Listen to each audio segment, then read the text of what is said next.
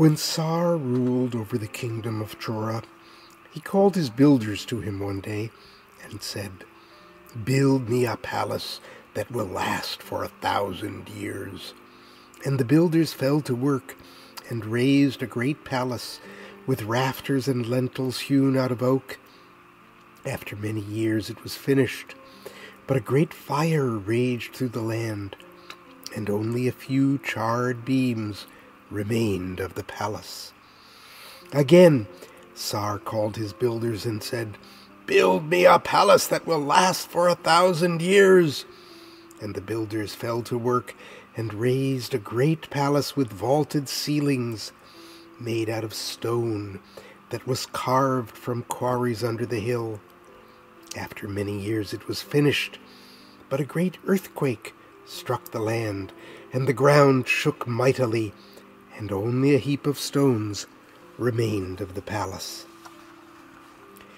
There came an old woman, asking to see the king, and when she stood before him, she said, "My lord, give me permission to build you a palace that neither fire nor the shaking of the earth will destroy." "How will you build such a palace?" asked Tsar. "I will build it out of what rides on the breath and gives to each thing its shape and color," she replied. And the king said to his counselors who were with him, "Who is this woman who speaks in riddles?" "Her name is Marin," one said, "and her mother was Koar, who had great power of words. They say that Koar could raise up a forest out of the desert, or turn the night into day by words alone. And they say also that before she died, she gave this power to her daughter Marin." The king laughed. "Will a palace built out of words last for 1,000 years?" he asked.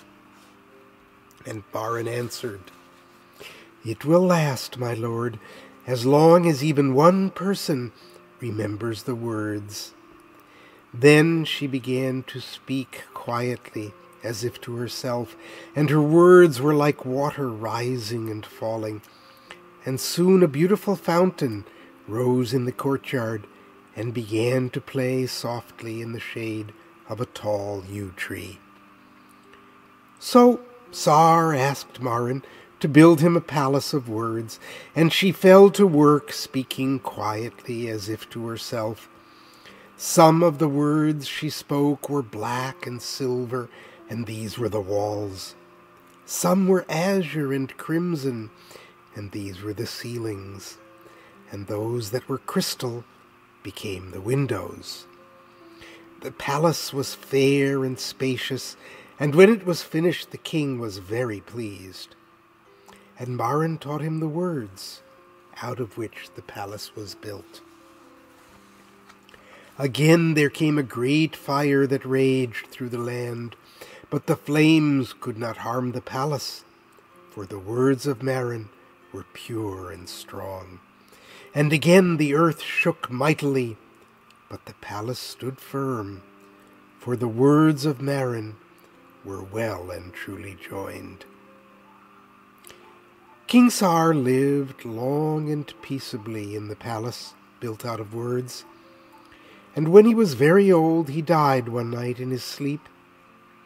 Before he died he taught the words to his children, and they taught them to their children, through many generations, for all this happened a long time ago.